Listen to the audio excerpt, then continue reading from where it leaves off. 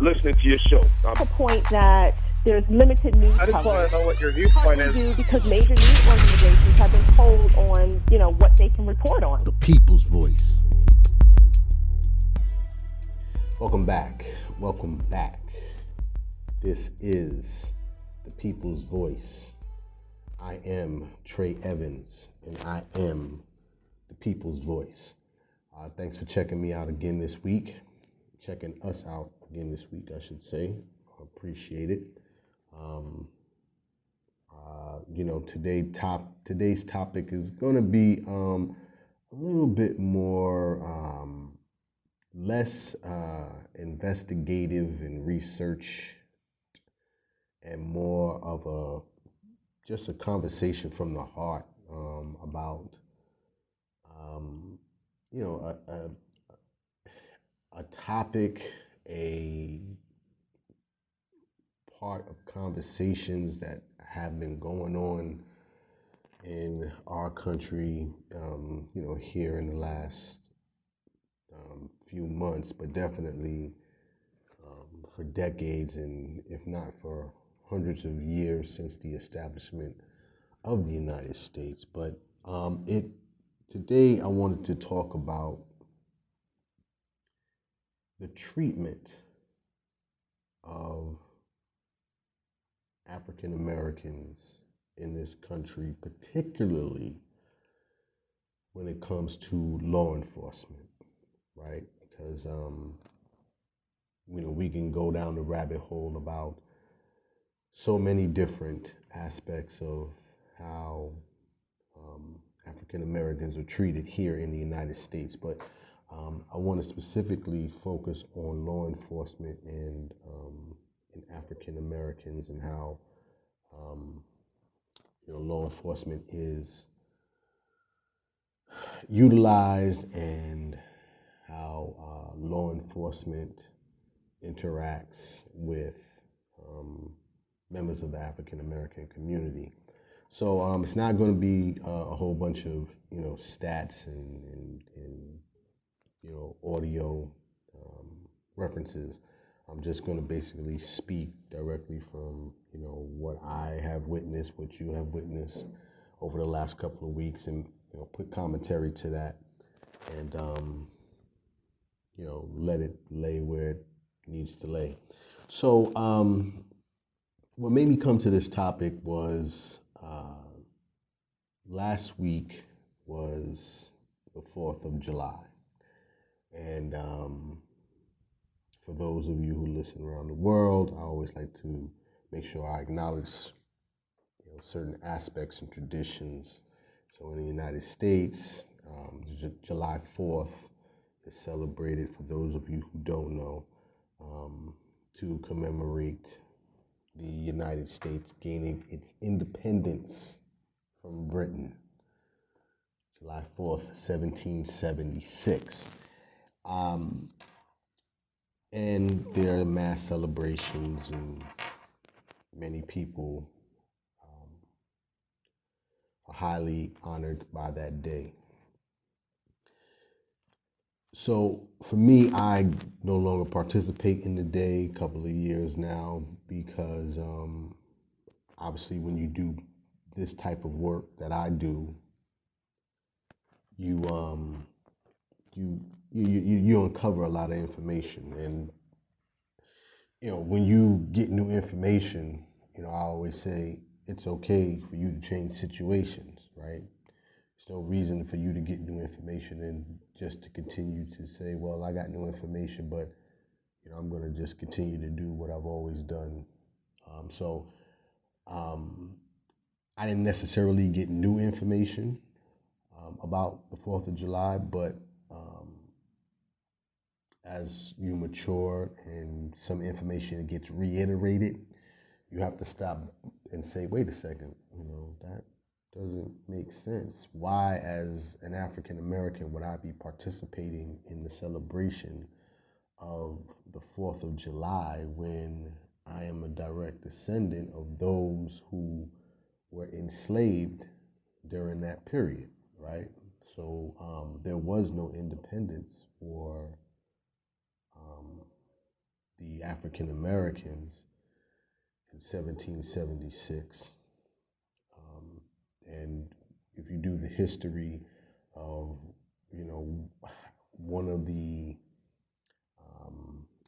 strong agendas to why the Americans even began to want to push for independence, it also has a lot to do with slavery and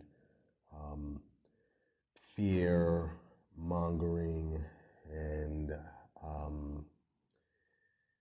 philosophies that were being passed around that the British were going to basically free the slaves and add them to their army and things of that nature. So for me, I no longer celebrate the 4th of July. It's not a day that I celebrate, but I'm going in a whole nother direction that I didn't want to go in. The reason why I brought that up is because there is a speech by Frederick Douglass, and that speech is, "What to the American slave is your 4th of July?" And it is a widely distributed speech. It's a speech that he gave in, I believe, 1852 in Rochester, New York, July 5th. And he gave it, after the 4th of July, but he gave it's, some say it was on July 4th, others say it was on July 5th, but, it was still in that same realm that he gave this speech, what to the American slave is your 4th of July. So the reason why I'm going to come back around. I know I started off talking about law enforcement, and now I'm all down a whole nother rabbit hole. But the reason why I talked about that speech, and it's a great speech, and if you want to check it out, and maybe I'll play a little bit of a. Well, you know what? Let me do that. Let me play a little bit of a. I know I said I wasn't going to play audio. Let me play some audio from that speech. This would be, I'll play the version from Danny Glover, where he does a portion of that speech, and then I'll continue my point. So let me play that. This is Danny Glover performing, or I should say, well, I guess it is a performance of, or reciting, I don't want to say performance, reciting Frederick Douglass's "What to the American Slave is Your 4th of July?" Here's a short clip of that. What to the American slave is your 4th of July? I answer, a day that reveals to him more than all other days in the year the gross injustice and cruelty in which he is the constant victim. To him, your celebration is a sham, your boasted liberty an unholy license, your national greatness swelling vanity, your sounds of rejoicing are empty and heartless, your denunciation of tyrants brass-fronted impudence, your shouts of liberty and quality hollow mockery, your prayers and hymns, your sermons and thanksgivings. And that's just a short clip of it. It's about an hour and change long speech. If you want to Google it, there are several versions done. I think the one that has been recently passed around the most has been the one by James Earl Jones, where he recites the speech. But it's a fantastic speech, and it hits so many of the key points that speak to not only the experience of the African American then, but it's still relatable to today, which brings me to the topic. And today's topic is about how law enforcement interacts with African Americans compared to, I'm just going to flat out say it, white Americans. And this came up for me because, like I said, in this speech, Douglass also refers to what he says, and I want to read this accurately. In this speech, what to the American slave is your 4th of July? Douglass says, and I quote, "There are 72 crimes in the state of Virginia which, if committed by a black man, subject him to the punishment of death, while only 2 of the same crimes will subject a white man to the like punishment," end quote. And when I read that line, it immediately made me think about the recent shootings of,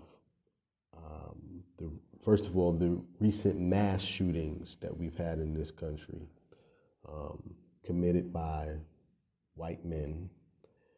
And then I'm reading the story about Jayland Walker. And for those of you who may not know, Jayland Walker was a young man who was gunned down in Akron, Ohio. He was only 25 years old. He was chased by police on foot. Well, first they chased him by a vehicle, then they chased him on foot. Basically, it was a traffic stop. They chased him. Officers, as always, believed that he had shot at them from his car, and they came back with the fear for their lives. And while he was running away, they shot at him.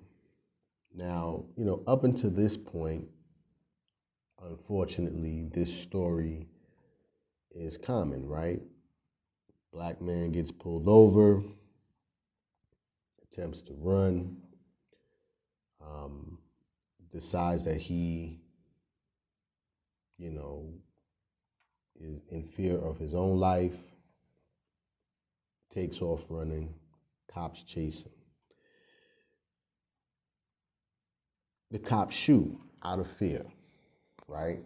And again, this part of the story is common.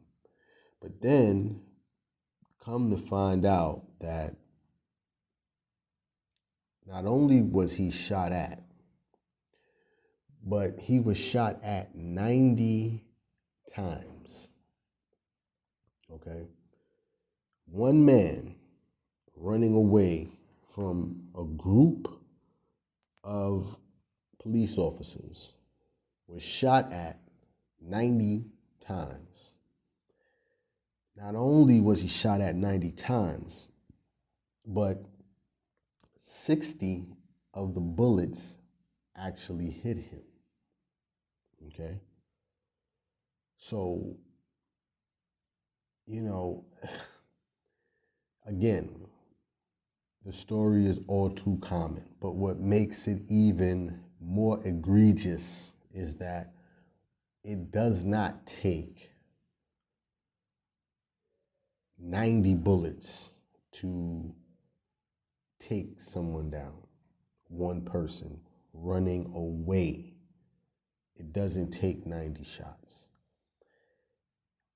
60 hit him.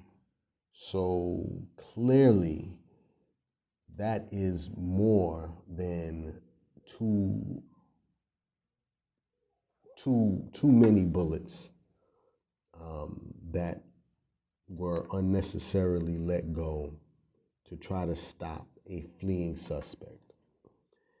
And once I've heard that, I immediately started thinking about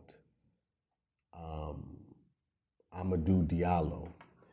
And for those of you who don't know Amadou Diallo, this was a case back in, I believe, 1999 in New York City. Amadou Diallo was a student from, I think he was from Guinea. Yeah, he was from Guinea.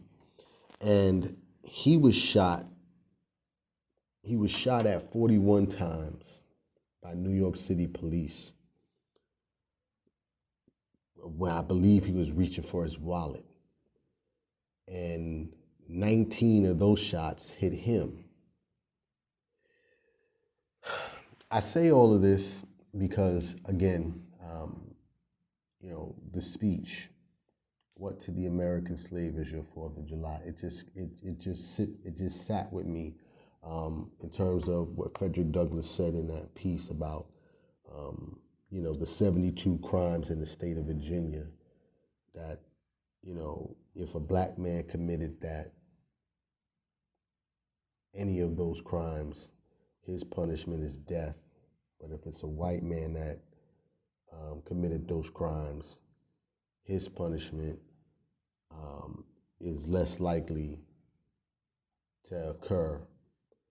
And that speech was given in 1852. We are now in 2022.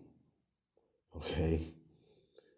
And, that's clearly well over, 170 years, something like that. And we are still dealing with this type of just insanity. And, at some point, you as an African American, and I'm speaking as an African American, I don't speak for all African Americans. I speak for me as an African American, and I'm sure there are African Americans that can relate. At some point, it's not you start to get, I hate to use the word, you get desensitized to it, to the point where you're like, well, what else can we do, right? Because then the flip side of it, right, is I then see, the 2 recent shootings that we've had in this country.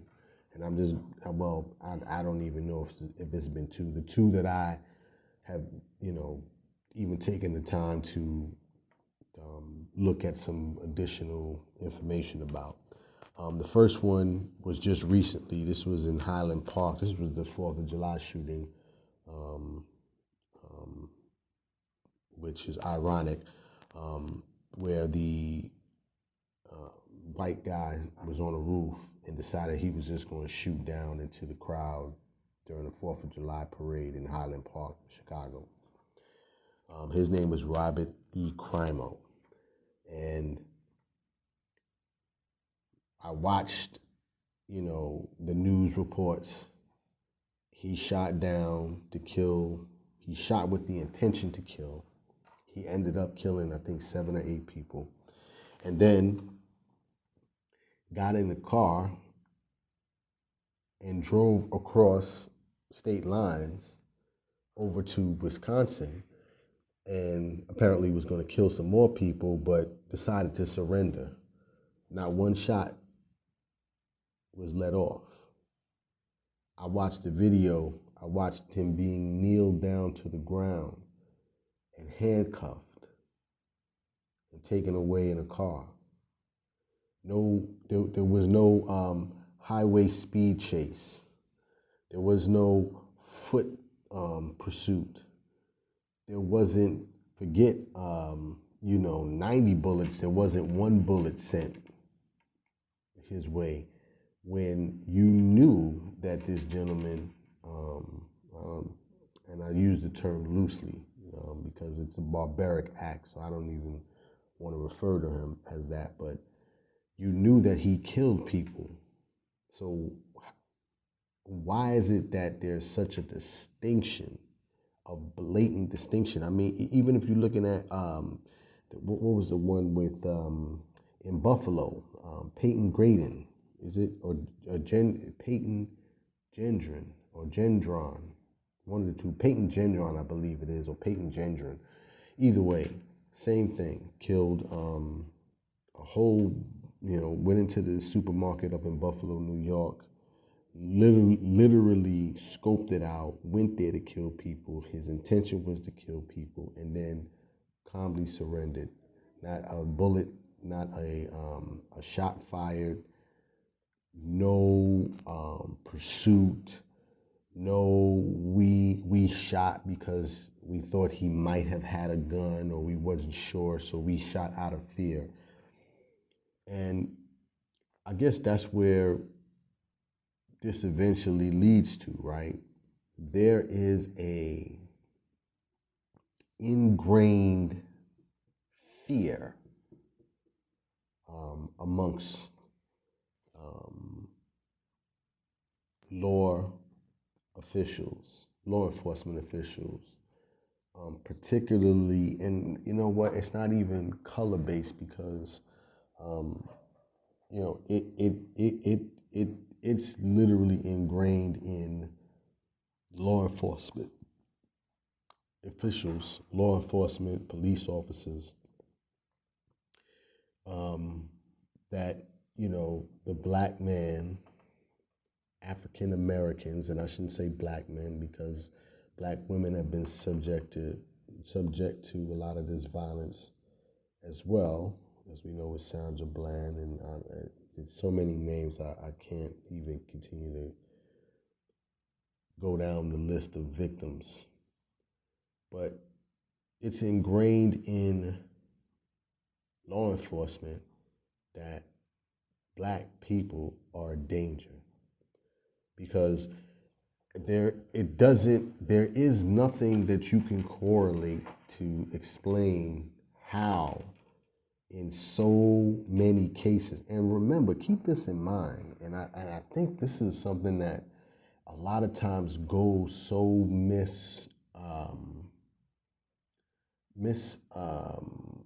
not misunderstood, so many times is not talked about, or I guess needs to be remind everyone that African Americans in this country are the minority.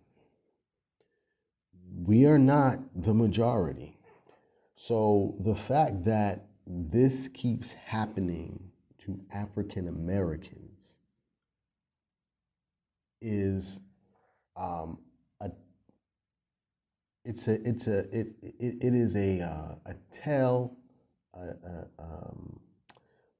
I'm looking for the phrase, but it is a clear indication that racism in America, not only is it alive and well, but it continues to fester generation after generation after generation. Because again, and I started this again because I was referring to a Frederick Douglass speech from 1852. Okay, and it is 2022. And what he said in 1852, and I'm specifically talking about the portion where he talks about 72 crimes in the state of Virginia, and I'm going to read it one more time because I think it's going to, you know, help bring this conversation to a conclusion. There are 72 crimes in the state of Virginia which, if committed by a black man, would subject him to the punishment of death, while only 2 of the same crimes will subject a white man to the like punishment. This, you hear this all the time, that this is by design. This is by design. And it has been in the design from the inception of this country, that African Americans are to be feared, controlled, and to be killed if fear of them not being controlled takes precedence in any situation. So, like I said, you know, when I started, this really, you know, for me is a personal podcast. It's not really, one of my more researched in terms of stats and giving solutions or offering solutions and things of that nature. Some weeks the information is just like, come on. You can't, if you have half an eye, you can have one eye, a half an ear. You clearly know that there is a agenda in place in the United States among law enforcement officials to continue to slaughter and kill African Americans in times of law enforcement policy, policing, and we keep saying that, I'm not a we shall overcome type of guy. I'm see problem, fix problem. And even for me as a see problem, fix problem type of guy, I'm like, how do you fix the problem, right? It's not just about unifying. It's not just about, crying and putting on, black shirts and throwing fists up. Like, there has to be a fundamental change in thinking, in the philosophies, in the teachings, in the recruiting of individuals. I think law enforcement officials should be subjected to psychological evaluations annually in terms of where you at in terms of how do you view African Americans. I think it should be a question on there. And I think you will find, you would weed out a lot of bigotry and racist mindsets that continue to live and breathe within law enforcement in this country. So that's my time for today. I appreciate you guys checking me out, as always. If you want to comment, you can hit me on the social. You can hit me at I am Trey Evans on Instagram and Twitter and Facebook. You can hit me at Trey Be Talking on Instagram as well. As always, dreams are not just for sleeping. Please wake up and live your dreams. My name is Trey Evans, the people's voice. Tell somebody about the dream. Salute. I am Trey Evans. The people's voice.